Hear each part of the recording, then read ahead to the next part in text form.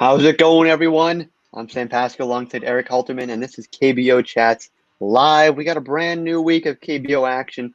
Last week was a roller coaster. We'll break all that down. Eric, how are you doing today? I know we had some sad news out of Major League Baseball. Not 100% sure that we're going to see some Major League Baseball, but KBO, that's what we do. That's what we do. Yeah, bit of a depressing afternoon following along on Twitter, seeing a whole lot of righteous anger, which, can be fun in small doses, but it's been a lot. But, just makes me more happy to have become a KBO fan over the last month and a half or whatever it's been at this point. Lost track of time, but at least we got some legitimately good baseball to follow. Also, I got a haircut, which is the most important thing that happened in the last few days. I was going to point that out. We already got some comments here. Like the haircut, Dress Office says that. Thanks. So, comments are open. So you guys are, as we get people kind of trickle in here.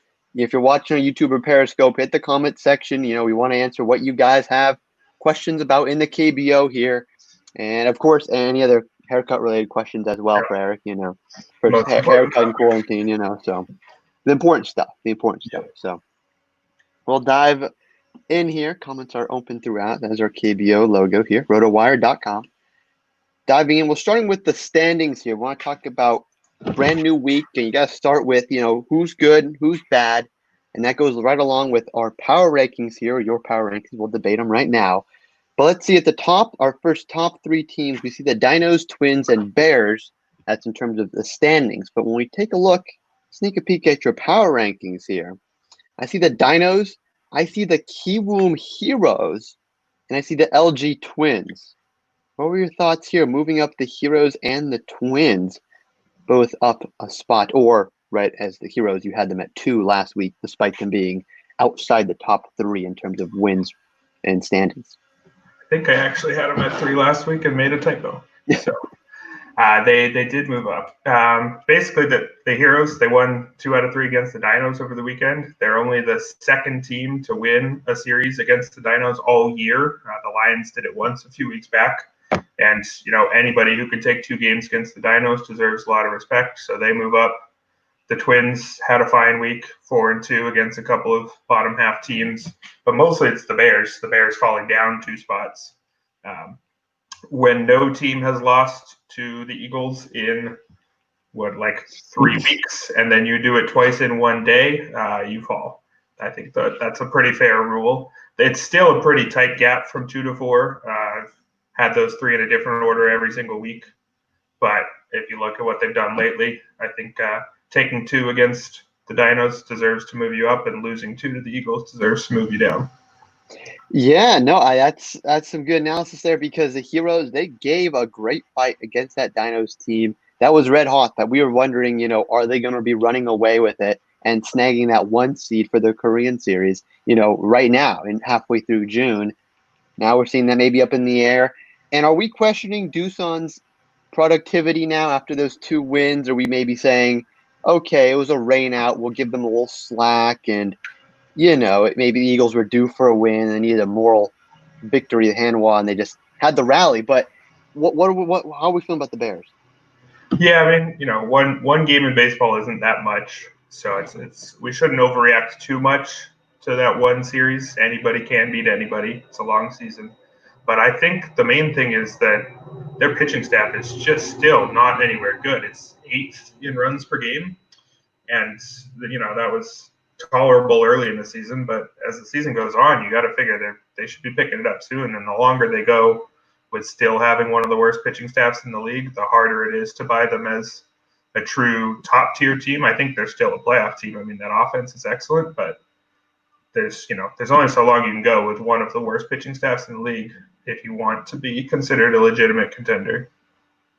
Yeah, that staff is pretty bad. But that offense, like you said, and it's led by Jose Miguel Fernandez. You have him as your DFS name to know. Is he still an MVP caliber guy that he started in the month of May and then a little bit in this month? Is he still that MVP caliber guy, or we see him now have some aggression? Yeah, I mean, as long as you're hitting over 400, you're going to be in the MVP race for sure. He hit, was it 286 or something in June? I had it in the power rankings, but the fact that counts as a cold streak says a lot about how good his numbers are. As you see, he's still perfectly fine. It's just 1 or 2 singles per day rather than 2 or 3. So he's still a guy I'd be happy to own pretty much any contest, but he's a step down from the absolute top player in the league lately, at least. Fair. We got our first comment here about Doosan, a very not controversial, but a very team that has a lot of question marks around them. Here, Doosan's run differential concerns me, and they have pretty poor pitching. Seems a bit explosive, potential to drop. Are we in agreement here that this team, could we see them maybe fall into the second half of the standings if the pitching continues the way it is? Possibly. I think they're still enough better than the bottom half teams that I would expect them to finish in the playoffs. But yeah, they've got issues with the pitching. They've already lost one starter, Young Chan Lee, to Tommy John surgery, and they're currently without Chris Flexen. Still not sure how long that is, but he's out with a hamstring issue. So if you take an already shaky pitching staff and you lose 2 starters, it's clear the guys that they were bringing in already weren't great, so they're dropping down to even a lower level of guys. I think they look pretty beatable on pretty much any game. Fair. So now let's move over to the best of the rest here, kind of to our mid-tier. Kia Tigers at number 5, Samsung Lions at number 6, and the Lotte Giants at number 7. We talked about the Tigers last time, them being kind of in their tier of their own. Do you still view them that way? We'll pull up their stats now, but how do you see the Tigers right now after last week's weekend series? Yeah, pretty much. They've got really good rotation, especially with Hyung-Jung Yang, who was the best Korean pitcher last year, plus Aaron Brooks and Drew Gagnon, who are both quite good. But there's just not a lot of depth to that lineup. Preston Tucker's good, but it doesn't seem like they're getting a ton of production outside of 1 or 2 other guys. They do have a 3-game series against the Dinos right now. If they could take 2 out of 3, then maybe I'd start seeing them as a legitimate threat to crack into the top 4. It's not something I would expect them to do, but they're close enough. And with their pitching, it seems like they could win any given game, but I'm just not sure they hit well enough to be a real threat in the playoffs. Yeah, we didn't mention the Wyverns in this middle bunch. So are you less confident in this series victory over the Wyverns because it's a low scoring, which proves your point with the pitching, but not a lot of offense overall outside the 6 runs. Are we still confident that they can keep this momentum up into the NC Dino series? They got a shot. I mean, they've got some good pitchers going, so they'll have a shot in any given game, but it might be a whole bunch of 4-2 losses and that kind of thing. Yeah. And now moving on here, kind of the bottom of the barrel, talked about the Giants, the Wyverns, the Wiz, and the Eagles. Man, first up, we said last week that we'd like to see more of the KT Wiz, more of them on TV, and now they're still at number 9. Their offense isn't exploding like we kind of would like that to see that happen. How are we still feeling about the Wiz as a team to be a dark horse candidate to slip in to the playoffs? Yeah, they're running out of time. Obviously, it's still early, but they're falling further and further behind the pack. Their pitching is still terrible, and their hitting is now just ranked 5th. They were interesting earlier in the season when it was something like the top pitching and the second to last hitting, or other way around, top offense, second to last pitching. It's the kind of team you think, if they could just maybe rotate through their pitchers until they find the right ones, they could make a run. But again, we're midway through the second month of the season, and they haven't shown signs of doing that. They do have Baeko Gong back from that wrist injury that kept him out for 3 weeks. He had a few good games, but they're gonna need a run soon if they're really to stay within striking distance. Yeah, because these offensive numbers, they are slipping. They used to be number 1, number 2, right there with the Bears, and now they're at 5th. So you're talking league average offensive numbers with some pretty horrendous pitching results right here. Is Baeko Gong enough to keep this team relevant, or are we looking at the Wiz just being too far out right now? If they are to make a run, it's going to require him hitting like an MVP candidate, which he might. He's extremely talented and just 20, so we don't really know how big a jump he's going to make from year to year. So I wouldn't rule him completely out yet, but I would have liked to have seen something by now if they were going to show something. We'll get some comments here. The Wiz have some bats with 2 S's there. They do. They do, especially when you look at what they did early in the year, like we said, leading a lot of the league offensively. Scroll down here. A lot of runs, a lot of high-scoring games, especially when they played the Bears. But we'll have to see what happens going forward. Another comment coming up here from Sean. Who do you guys like the most to climb into a playoff spot as the season goes on? SK, Lotte, KT, or Samsung? Ironically, who's not on here is the Hanwha Eagles. I don't know if they were going to be your pick. I highly doubt it. But we got to mention them as one of the worst teams. But to move into the playoffs, are we considering them in that same level, or are we just after? Because they won 2 games. They won 2 games, but are they anywhere competitive right now? No, I give them a 10th place ranking this week. I had them 11th last week, but I now view them as a legitimate KBO team again. But no, I think the 4 teams Sean mentioned there are the ones that have a chance. Last week, I would have said the Wyverns had the best chance just because they were so good last year, tied for the best regular season record. And there was a period where they seemed to be waking up, especially some of their biggest bats, Jung Choi and JB Romack, started pretty slow and have been picking things up. But it's just another bad week. Last week, they played a couple good teams and they lost to them. But at a certain point, you have to start beating those teams if you're really to have a chance. So this week, I think I would say the Samsung Lions have the best chance at making a run. That's why I put them 6th. They're just a weird team. I mean, they beat good teams. They took 2 out of 3 against the Heroes. They're one of only 2 teams who have won a series against the Dinos. It's hard to figure out because they don't seem to have as much top-end talent as even some of the other bottom-half teams, but they weirdly seem to have a bit of fight in them. And they actually now have a positive run differential. I think a lot of that was one big blowout over the weekend. But I think they deserve more respect than the rest because it really does seem like they can hang with anybody. I have doubts about their ability to do it consistently. They've got a lot of pitchers that seem pretty shaky, but they're getting by anyway. But if I had to pick somebody except for them right now. Yeah, look at that run differential. You see them. Maybe is that a fluke? Maybe. But how are we feeling about the foreign players on this team? Because we look a lot with, all these teams. How well can your number one guy produce? Jose Miguel Fernandez, a Preston Tucker.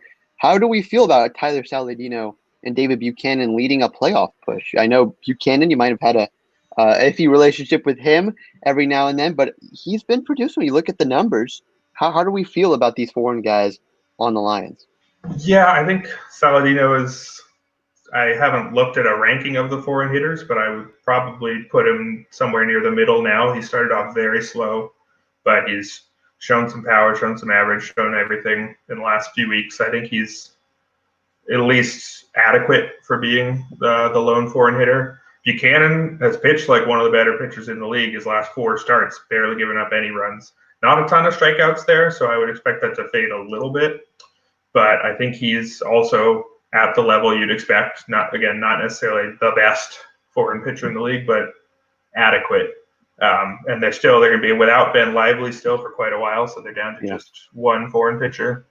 So they have enough at the top end, but are just less, I think, than the legitimate contenders. Yes, and Sean, thank you for that question here. We got the comments are open. We have them open right now. We're seeing now Tom ask, who we on tonight, brother? Well, that moves us perfectly on to our daily lineups here, rotowire.com. Who we're looking at right now. We've talked about the power rankings, the best teams. Now we're facing off. Eric, tell me what the best series we're looking at right now. Is it the Dinos Tigers, or is there maybe a dark horse in this Lions Bears series? Those are definitely the 2. Dinos Tigers is the only one with 2 playoff teams, so I think that probably gets it by default. Though the Lions have been rising recently, and the Bears look pretty beatable after losing to the Eagles. So I think if the Lions can somehow take 2 out of 3 there, which they'll have a chance to do, that would be another good win over a good team for them.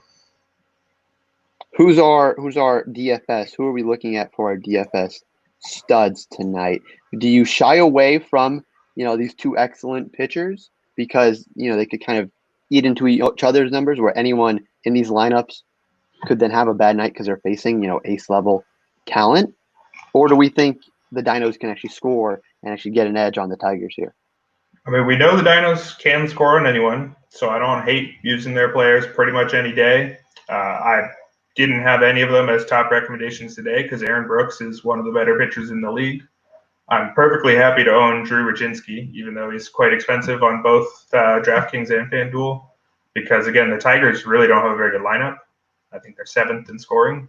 So I'm happy to play Rajinski tonight, happy to play Mike Wright tomorrow, happy to play Chang Mo Koo in the third game of the series. It's the 3 best pitchers on the Dinos, and I'd be happy to use any and all of them against these Tigers, which means I'm probably going to be off the Tigers' bats all series.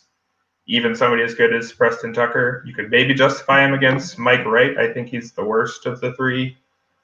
He's got a bit of a walk problem, but the other 2 are pretty much perfect in basically every way you could want. So maybe you could throw in a Preston Tucker or some of the best against Wright, but pretty much it's going to be happy with Dinos pitchers all series. The Tigers have got tough pitching too. Aaron Brooks, Minwoo Lee, Drew Gagnon. Brooks and Gagnon were both excellent and supported by strong strikeout and walk numbers. And Minwoo Lee actually has decent underlying numbers despite a bad ERA.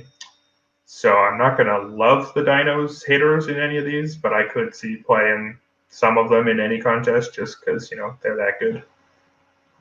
I like that. So we're shying away maybe from, Preston Tucker unless he's an affordable price and you can get him into your lineup. But the Dinos have their aces rolling out tonight and throughout the rest of this first series of the week. Moving now to that second best series of the week, Samsung Doosan. A borderline 2 playoff teams, but not quite. What are we looking at here? Raul Alcantara, former Oakland A. ERA, maybe not excellent, but that 6-1 record, maybe. Yeah, and he's got a decent strikeout rate, about 19%. It's above league average, not elite.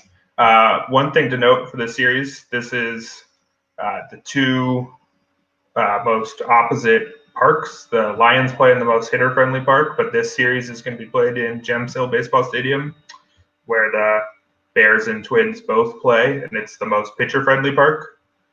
So you'll get, specifically the Lions who are away from home, their hitters are going to look worse here, given the park. But the Bears don't have great pitching. Alcantara is good enough. I'd be happy using him tonight. Young-Ha Lee going in game 2, pretty mediocre. And we currently have Chris Flexen lined up for the third start, at least we did last I checked. But that's the last news we have on him is that he was going to skip his next start, which was his previous one. I don't think we know for sure that Flexen is indeed coming back on Thursday. So if they have to replace him, that's going to be another weak starter. So I'd be potentially interested in the Lions against whoever goes in that game. I'm not a big fan of any of the Lions pitchers in this series. They all have pretty bad underlying numbers, and we know how good the Bears bats are. So I'd be pretty happy to own some Bears bats in any game. Though 2 of the Lions are lefties, and the Bears are so left-handed, which might keep you off of them. Although I would throw out a recommendation for their leadoff hitter, Kunwoo Park, for the Bears. He was terrible early in the year, lost his leadoff job, but he's got it back, and he's been on a big roll lately. He's a mid-priced option on both sites.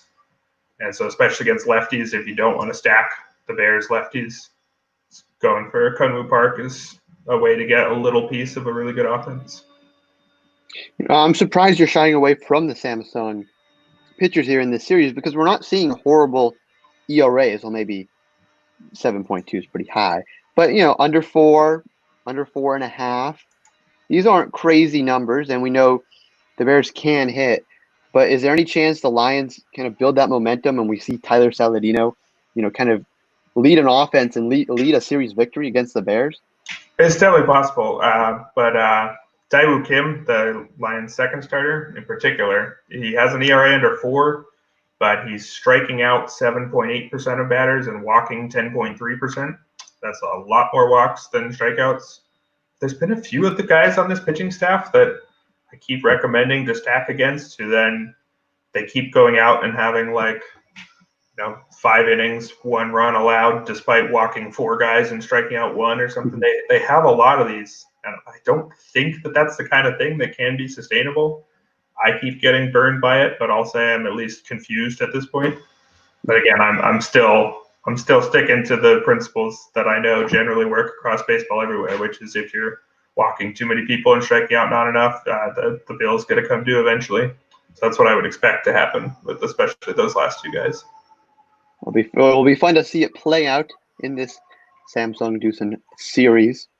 Now looking at the other 3 series beginning today, how are we feeling here? What stands out to you from this bunch? We talked about the 2 best ones, but KT, SK, maybe the Twins have been solid. What are we looking at here? The Wiz Wyverns is an interesting one because they're 2 bad teams that I've sort of bought into at one point or another. The Wiz because they could hit early, and the Wyverns again because they were good last year. If either team can say pull off a sweep, then maybe we have to start trusting them again. But yeah, the Niners been very good lately. The Wiz, just terrible pitching, so I'm pretty happy to own Wyverns hitters most of the time. Min-Soo Kim going tonight has an ERA of almost 10. The guy we have going second, Min-Chul Koom, hasn't pitched at all this year and had bad numbers, I think, in the past. And then Odeshammer Despagne started off great and has been struggling. So I'd be pretty happy to own the Wyverns' best hitters most games. They don't have a ton of them, but it's usually been their 2, 3, 4 guys.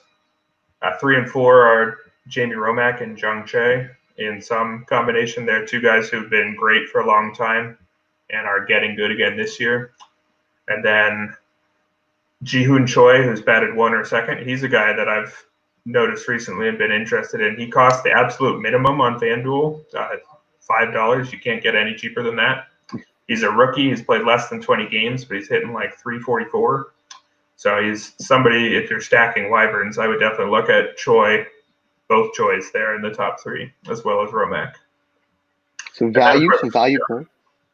I was going to say, just for the Wiz, Baeko Gong and Mel Rojas, the heart of their order, they can slug on anybody. And none of the first couple pitchers for the Wyverns aren't great. Ricardo Pinto has a decent ERA, but pretty bad underlying numbers. Taehoon Kim hasn't been good either. So I'd be pretty happy to own both sides of hitters the first couple games. I like this. Could be an interesting series. Hopefully, we see Mel Rojas Jr., we just showed him here, continues his hot streak. He's quietly put together an MVP caliber year when you look at his average and what he's been doing offensively and with the power department too. Is he a guy you would build your lineup around? And if you maybe had a couple dollars to spare, really try to push for Mel Rojas Jr. to get him into your lineup?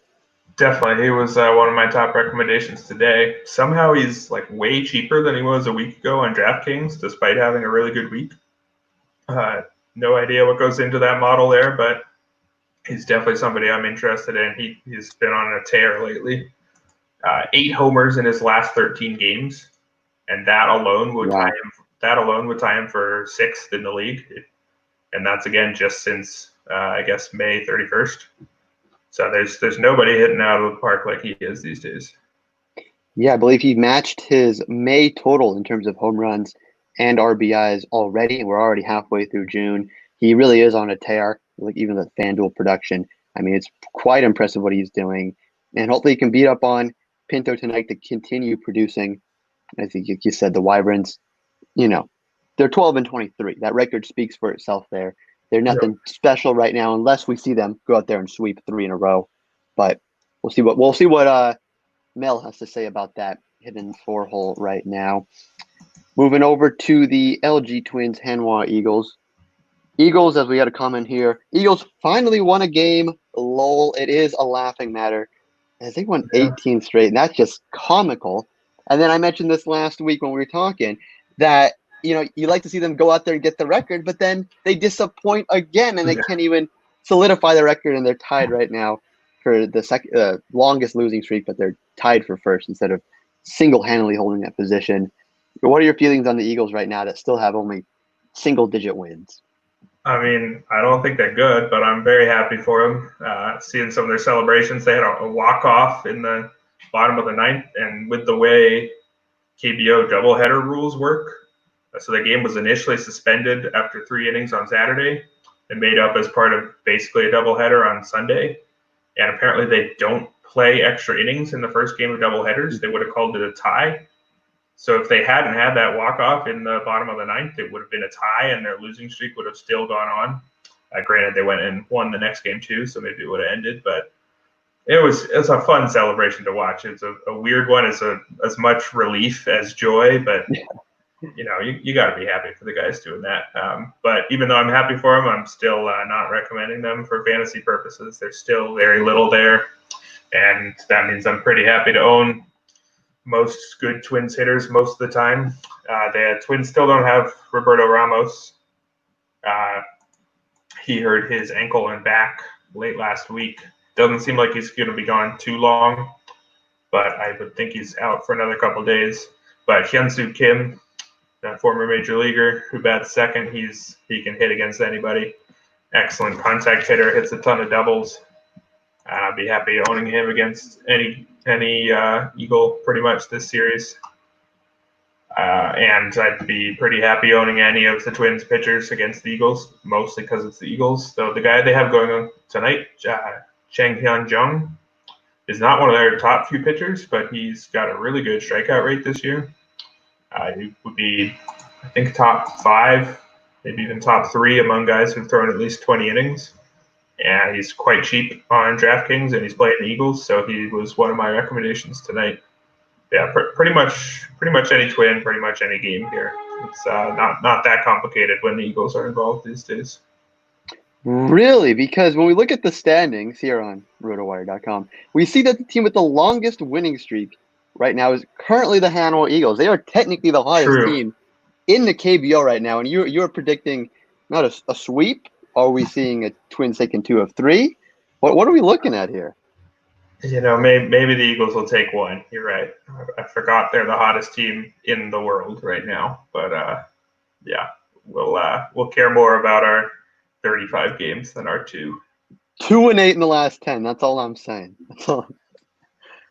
So one of the worst teams going up against arguably the second best team via standings. Of course, power rankings might say something slightly different about that. Number 3 versus number 2. But you do have to respect that the Eagles are technically the hottest team in the KBO. Moving to our final series, we see the Lotte Giants and the Kiwoom Heroes.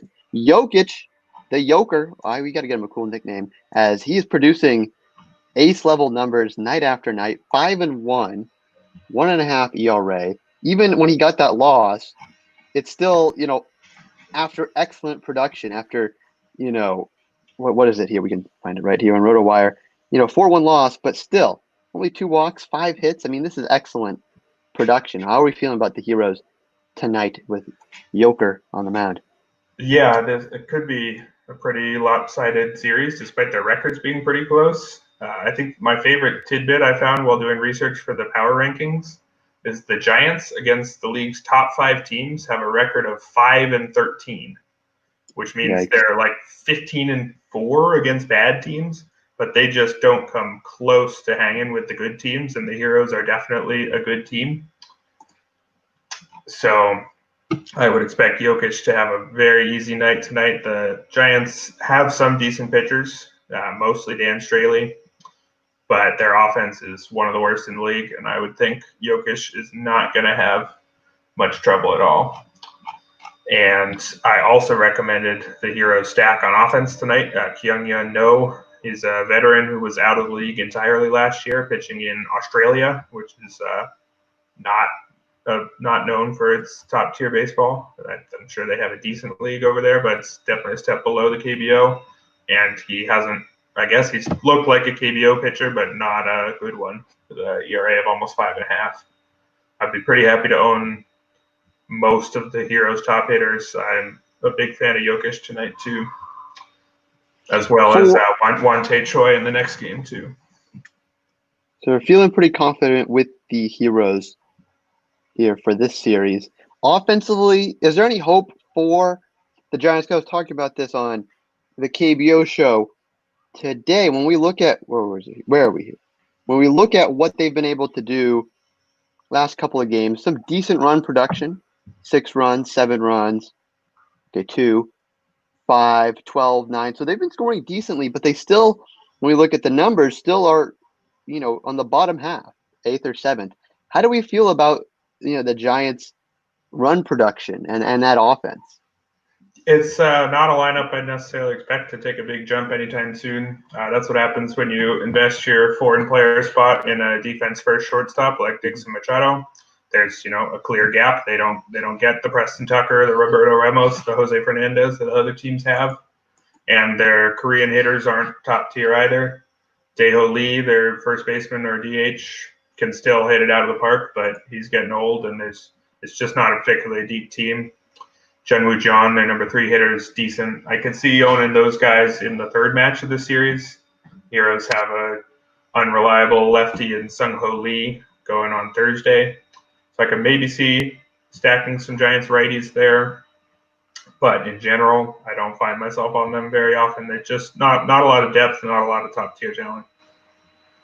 All right, that's all our 5 series here, what we're looking at. NC against Kia being the best series to watch in case you're tuning in from wherever you are around the world. In terms of wrapping up now, I always like to end with some news. Any notables in terms of injuries that impacts a certain stack or how you feel about a certain team? You mentioned Ramos. Is he the biggest one right now? He's the one to keep an eye on. As soon as he comes back, the Twins get way better, and you get one of the best values on DraftKings, where he still hasn't cracked the top 5 in first base prices for some reason. As far as guys who have just gotten injured, Bears first baseman Jail Ho has got a side injury again.